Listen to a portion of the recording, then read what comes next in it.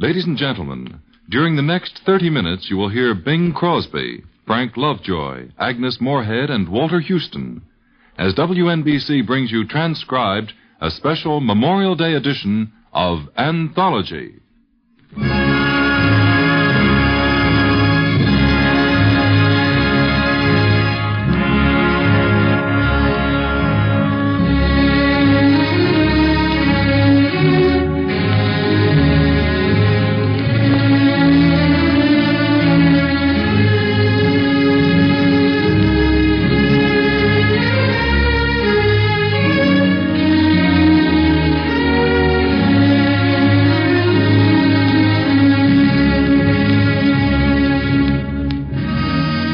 Fleetwood. Every Sunday at 3, WNBC, in conjunction with the Poetry Center of the YW and YMHA, 92nd Street and Lexington Avenue in Manhattan, brings you Anthology, a selection of readings of poets past and present, and the music to accompany their poetry. This afternoon, as a tribute to Memorial Day, we're to hear two of America's best-known and best-loved patriotic poems, and an equally well-known American story in verse form read by Bing Crosby.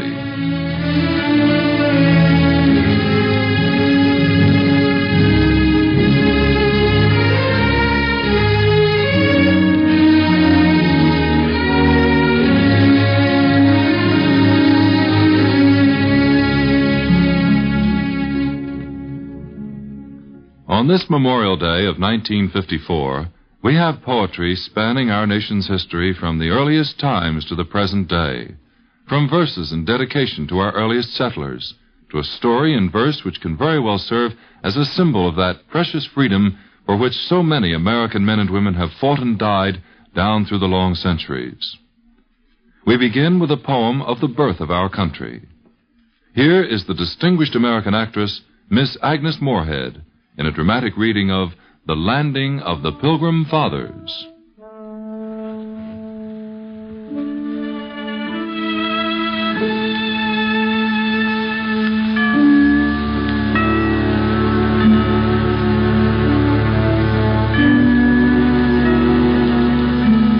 The breaking waves dashed high on a stern and rock-bound coast, and the woods against a stormy sky their giant branches tossed. And the heavy night hung dark the hills and waters o'er, when a band of exiles moored their bark on a wild New England shore. Not as the conqueror comes, they the true-hearted came, not with the roll of stirring drums and the trumpets that sing of fame, not as the flying come, in silence and in fear. They shook the depths of the desert's gloom with their hymns of lofty cheer. Amidst the storm they sang, and the stars heard, and the sea, and the sounding aisles of the dim woods rang to the anthem of the free. The ocean eagle soared from his nest by the white waves' foam, and the rocking pines of the forest roared. This was their welcome home. There were men with hoary hair amidst that pilgrim band. Why had they come to wither there, away from their childhood's land? There was woman's fearless eye, lit by her deep love's truth. There was manhood's brow serenely high, and the fiery heart of youth. What sought they thus afar? Bright jewels of the mine, the wealth of sea, the spoils of war. They sought a faith's pure shrine. I call it holy ground, the soil where first they trod. They left unstained what there they found, freedom to worship God.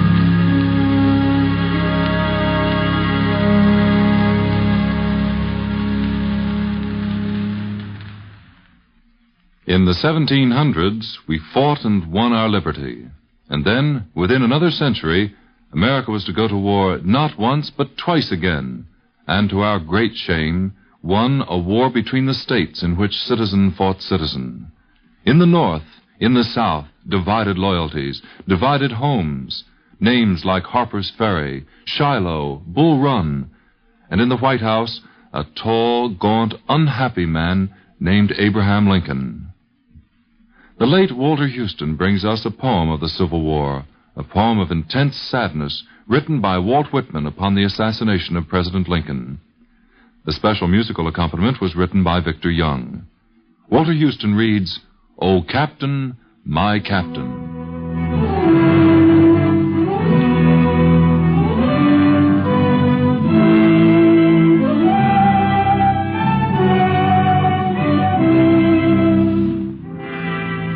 Oh, Captain, my Captain, our fearful trip is done. The ship has weathered every wreck, the prize we sought is won.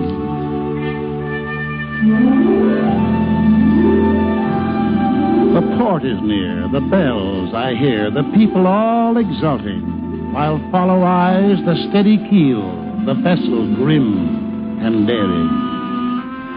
But oh, heart,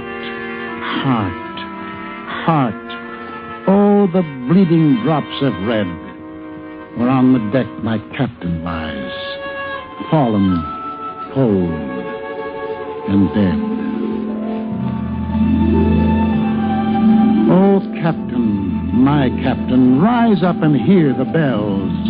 Rise up, for you the flag is flung, for you the bugle trills, for you bouquets and ribboned wreaths, for you the shores are crowding, for you they call, the swaying mass, their eager faces turning.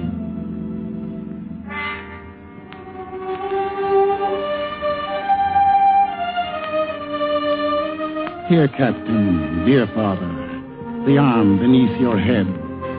Is it some dream that on the deck you've fallen cold and dead?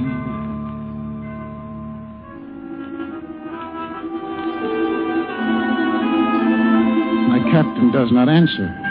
His lips are pale and still. My father does not feel my arm. He has no pulse nor will.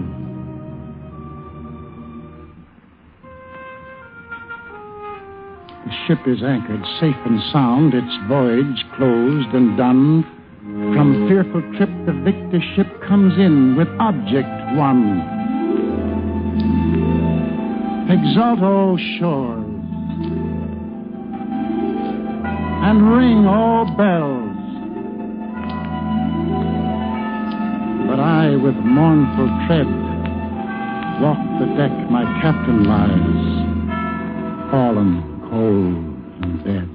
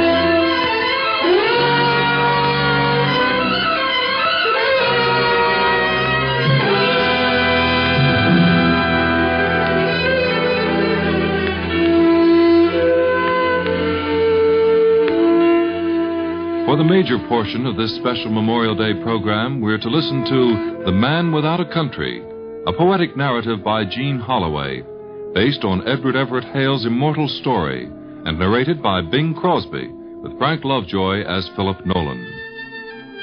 Many of us have heard this story before. It's been read to us by grammar school teachers, or declaimed, perhaps, by stammering fellow students, in classrooms distracted by spring whispering at an open window, or by an autumn kaleidoscope of whirling leaves. We heard it as a text or a lesson, We learned it long before we could conceive of what it would be like to be banished forever from the land of our birth. Told in dramatic form, the story of Philip Nolan takes on a new stature, a greater depth, a stronger meaning. We feel that upon an American holiday such as this, it is highly appropriate to retell this fine American story, and especially in Gene Holloway's exciting radio verse. And now, The Man Without a Country.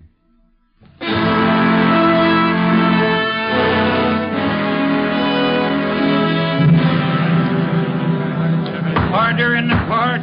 Order in the court! The attorney for the state will kindly continue. Mr. Nolan, is it not true that you are part of a conspiracy to destroy the government of the United States? No, that is not true. That is not true, I tell you. Do you dare to deny your friendship with Aaron Burr? No, I don't deny that. But I do deny all your accusations of treason. Lieutenant Nolan, Aaron Burr has shown himself to be an enemy of the United States government. As an American officer, your country's enemies are your enemies. By your association with Aaron Burr, you betrayed the uniform you wear, the flag you follow, the country you profess to serve. That is true, is it not, Mr. Nolan? No, it is not true. It is not true. You still dare to defend your association with Aaron Burr? I don't think it needs defending. I only talk to the man. You don't think it needs defending? You need say no more, Lieutenant Nolan. I rest my case, Your Honor.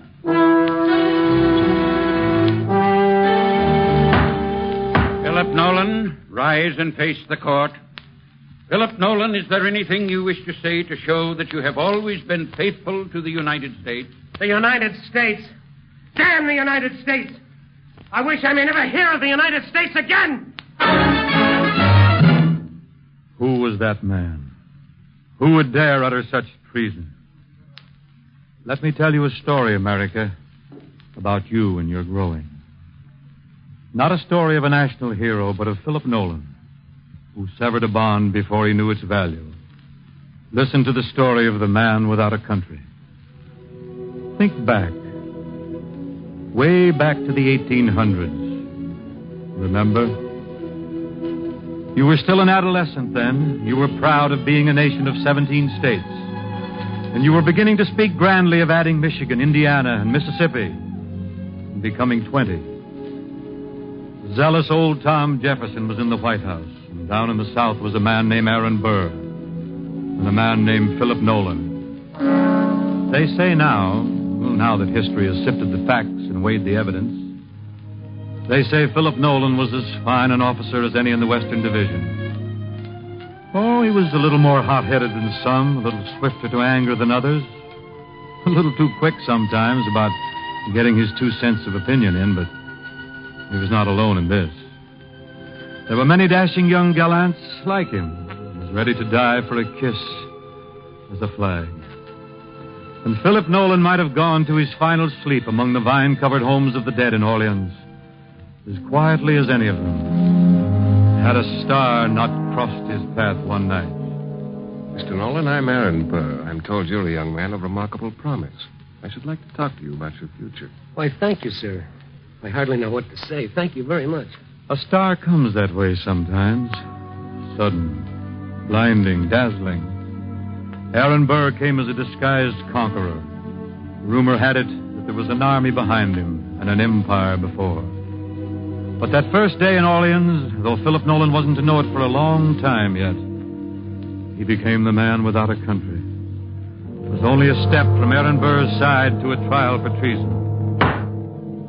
United States versus Philip Nolan. He was bewildered, deeply hurt, embittered. Above all else, he was young. An older man would have checked his anger. A traitor would have been wise enough to hide his feelings, but Philip Nolan was neither a wise man nor a traitor. A moment's silence, and then those words that were to echo forever through his life. I wish I may never hear of the United States again. I wish I may never hear of the United States again. I wish I may never hear of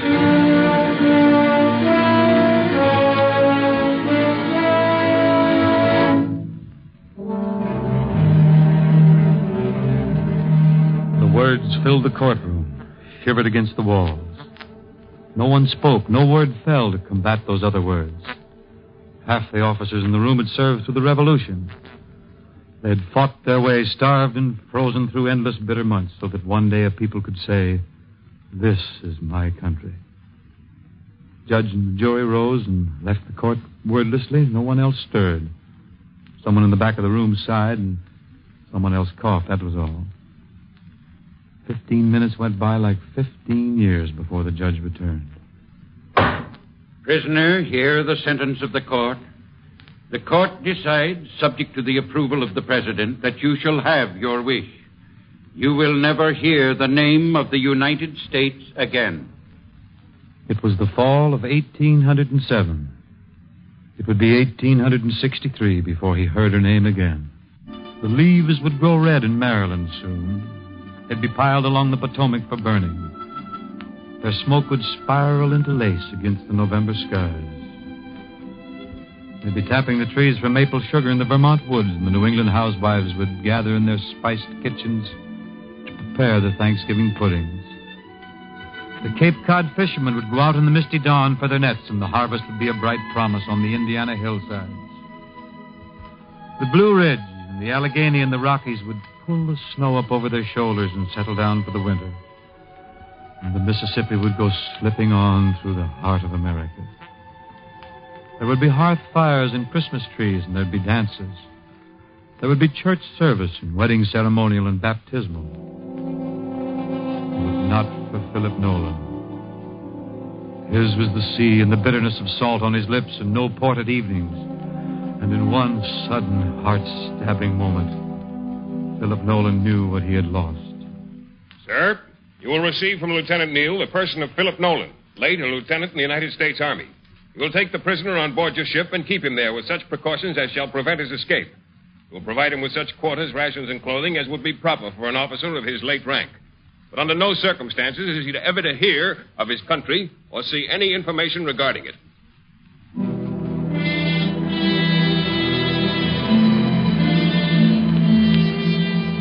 So Philip Nolan walked the decks of the Seven Seas, and he thought about America. But he never asked about her. He talked to his shipmates about the weather, about the sea, about all things but home. In foreign ports where he was rarely permitted to go ashore, he filled his days with reading. But in the books and in the papers given him, there was no mention of America. For him, she was only a dream that had ceased existing. He was a ghost among his companions, drifting from port to port, listening to a word that filled his heart, that reached him in the wind, that sighed from the rigging. But the waves whispered through the midnight. One word. America. The grass is blue in Kentucky this spring. Wouldn't you like to ride through it with the earth hard and firm under your horse's feet? Think of it. Earth under you. The flower girls are in the streets of Orleans now. It's almost time for the Mardi Gras. Remember the girl you kissed at the Mardi Gras? The fields are white with cotton now. The slaves are singing. What would you give to hear their voices? The snow is thick and white in New England. They are riding through it to the Christmas parties. Can't you hear the sleigh bells? How long is it since you heard sleigh bells? Leave me alone. I can't stand thinking anymore. Oh, God, let me stop remembering. I wish I may never hear of the United States again. I wish I may never hear of the United States again. The court decides, subject to the approval of the President, that you shall have your wish. No! No! Oh.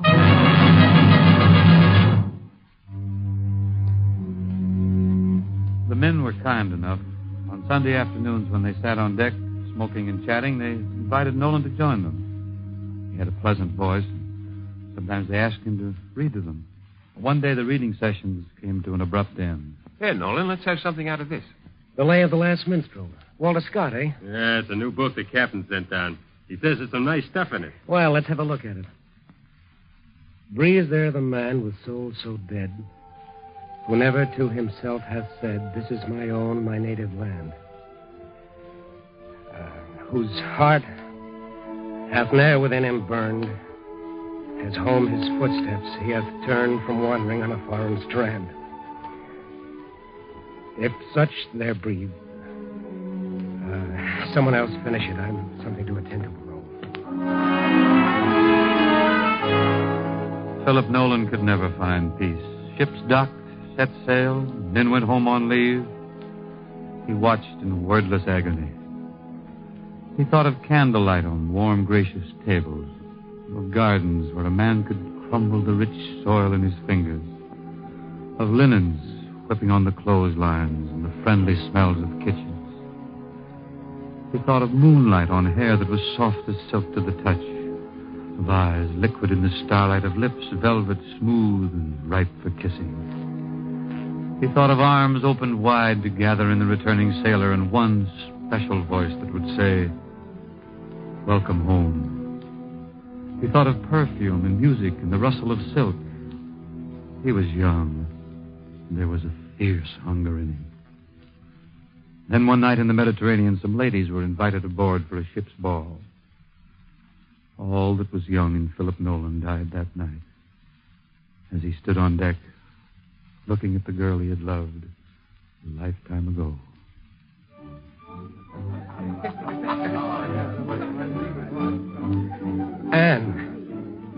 Anne Emery. Why, Philip Nolan. This is a surprise. You're looking splendid, Philip. The sea evidently agrees with you. I'd forgotten how lovely you were. You must have forgotten many things. It's almost impossible to believe, finding your way out here. I'm on my way home. I've been visiting in France. I tried to see you before I left. They wouldn't let me see anyone. I understand. I was very busy at the time anyhow. I was married soon after you left. Married? Yes, of course. Hadn't you heard? I have a little boy now. A little boy? You must be very happy. I am, Philip. So strange that we should meet again way out here. I'm a little sorry we did meet. I'd forgotten you. It was better that way. I loved you very much. I loved you and I lost you. And everything else I loved in one mad moment. Oh, my dear. I think we should get back to the dances. Yeah, of course. Anne, would you tell me just one thing? What do you hear from home? Home, Mr. Nolan? I thought you were the man who never wanted to hear of home again. I beg your pardon. Good night, Anne.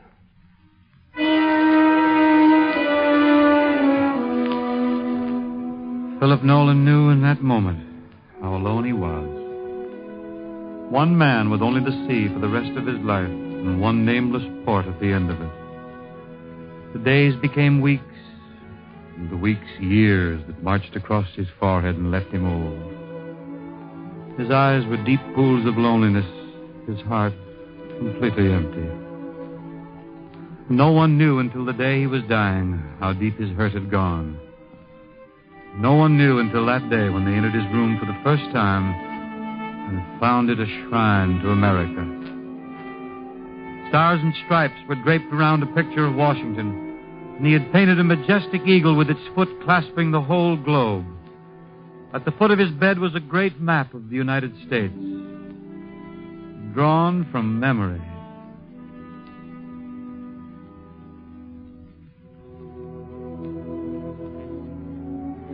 Here, Captain. You see, I have a country. Yes, I see, Nolan. How do you feel? Is there anything I can do for you? Captain, I'm dying. I'll never see my country again. But there's not a man on this ship or in all the United States that loves her as I do. Would you tell me about America? Tell you about America? How can I begin to tell you about America? He had left America in 1807. It was 1863. War had come and gone in 1812, and Francis Scott Key had sat on a British battleship and written the national anthem. Jackson had taken the Florida Territory. A new flag had been raised in Washington with 13 alternate stripes and 20 stars. 9 presidents had been in the White House. The Monroe Doctrine had been born, the cornerstone of American foreign policy. The continents of the Western Hemisphere are henceforth not to be considered as subjects for future colonization by any of the European powers. The United States had begun to gather themselves into a nation. It is not the states, but the people of the nation who have made the Union. It is, sir, the people's Constitution, the people's government, made for the people, answerable to the people. Tell him about America. Tell him about Peter Cooper's steam locomotive, the Tom Thumb, drawing its first train of cars over 23 miles of the B&O Railroad. Tell him about America. Andrew Jackson had moved the Indians west of the Mississippi. Arkansas, Michigan, Wisconsin, Iowa had joined the nation. The Battle of the Alamo had been fought in Texas and gold discovered in California. A new nation had spanned 2 oceans, and in the White House was the president whose words were the voice of the new nation. Of devotion, that we here highly resolve that these dead shall not have died in vain, that this nation under God shall have a new birth of freedom, and that the government of the people, by the people, for the people, shall not perish from the earth. Tell him about America, the power, the color, the strength, the beauty, the tears, the triumphs. Tell him so that he knows the glory he thrust aside. She's a great nation, Captain. A great nation. Yes, Nolan, a great nation. Nolan. Nolan! And so his last thought was of his country. Before they lowered him into the sea, they draped the flag of the United States over his coffin. How proud that would have made him.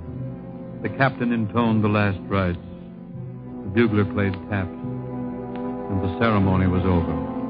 Men, we found this paper in Nolan's things. Bury me in the sea. It has been my home, and I love it. But will someone not set up a stone for my memory at Fort Adams or at Orleans, so that my disgrace will not follow me through eternity?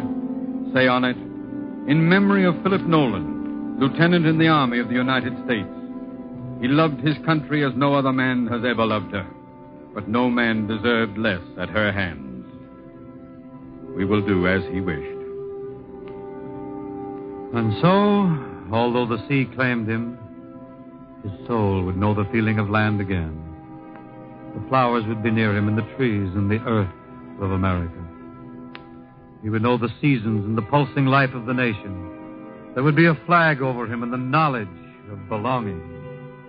And thus, the man without a country came home to America.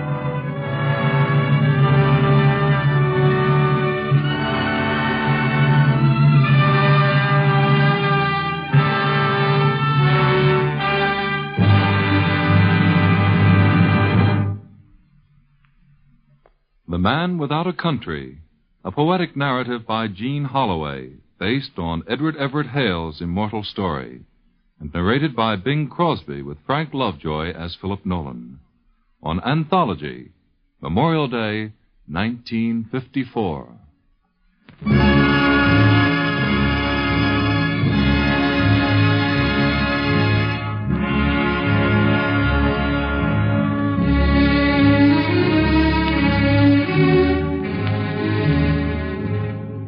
So, Anthology number 13, transcribed and dated Sunday, May 30th. Next week, our guest will be Marion Rooney of Cademan Records, who will tell us the story behind their famous recordings of contemporary American poets and readers such as Herd Hatfield, Joe Van Fleet, and Frank Silvera. With her, Miss Rooney will bring the newest Cademan recording of Judith Anderson, reading the poetry of Edna St. Vincent Millay.